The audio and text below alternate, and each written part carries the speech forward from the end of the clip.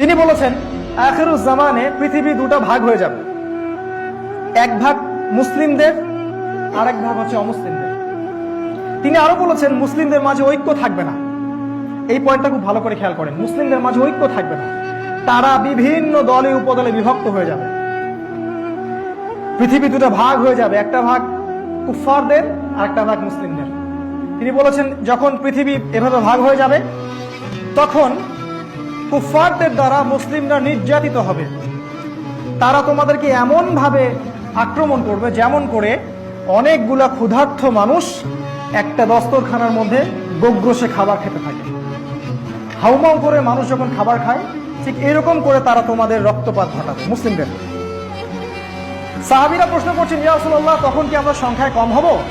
তিনি বলছেন, না, তোমরা সংখ্যায় কম হবে না, বরং তোমরা হবে আবর্জনার মতো। তিনি আবর্জনা শব্দটা ইউজ করেছেন, আমাকে ক্ষমা করবে, এই কথাটা আমি বলিনি।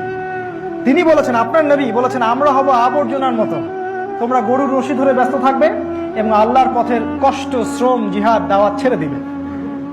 এজন্য তোমাদের এই অবস্থা হবে। কিন্তু এই অবস্থা দীর্ঘস্থায়ী হবে না, এটাই সুখবর। এই অবস্থা দীর্ঘস্থায়ী হবে না। যখন জুলুমের জয় জয়কার থাকবে ঠিক তখনই আরবে নেতৃত্ব নিয়ে একটা কোন্দল সৃষ্টি হবে। এটা ভালো করে বোঝার চেষ্টা, এই অংশটাকে ভালো করে বোঝার চেষ্টা করেন। আরবে নেতৃত্বের একটা কোন্দল হবে, নেতৃত্ব নিয়ে একটা ঝগড়া হবে আরবের মধ্যে। এটা হতে যাচ্ছে সামনে। রাসূল সাল্লাল্লাহু আলাইহি ওয়াসাল্লাম বলেছেন, যখন এই নেতৃত্বে ঝগড়া হবে মানুষ সত্যিকারের নেতা খুঁজে পাবে না, আমির খুঁজে পাবে না। ঠিক তখনই মদিনা থেকে একজন মানুষ মক্কায় আসবেন।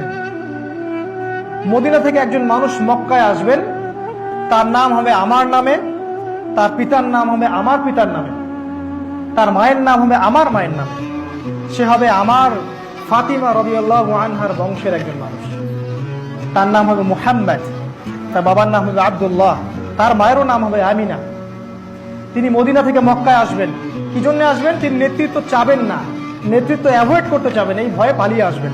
কিন্তু মানুষ তাকে খুঁজে খুঁজে খুঁজে খুঁজে বের করে মক্কায় চলে আসবে এবং তার হাতে ইসলামী খেলাফার বায়াত নেওয়া হবে। এটা কোনো রাজতন্ত্রের বায়াত হবে না, ইসলামী খেলাফার বায়াত হবে। আর অফকোর্স তখন ইউনাইটেড নেশনস বলে কিছু থাকবে না, তখন এইসব ডলার এবং কাগজের টাকা বলে কিছু থাকবে না। তার হাতে বায়াত নেওয়া হবে এবং সারা মুসলিমরা পৃথিবীর বিভিন্ন স্থান থেকে তার সাথে ঐক্যমত পোষণ করবে।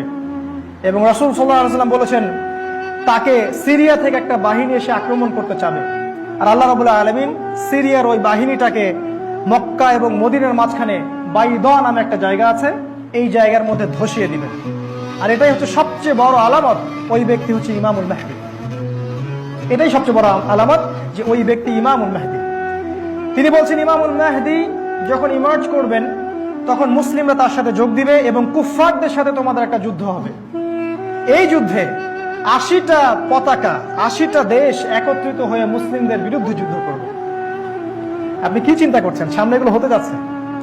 80টা ফ্ল্যাগের কথা তিনি বলেছেন রাসূল সাল্লাল্লাহু আলাইহি ওয়াসাল্লাম, তারা একত্রিত হয়ে তোমাদের এগেইনস্টে যুদ্ধ করবে। এই যুদ্ধে মুসলিমরা 3টা ভাগ হয়ে যাবে। একটা ভাগ যুদ্ধের মাঠেই শহীদ হয়ে যাবে, আরেকটা ভাগ যুদ্ধের মাঠ থেকে পালিয়ে যাবে,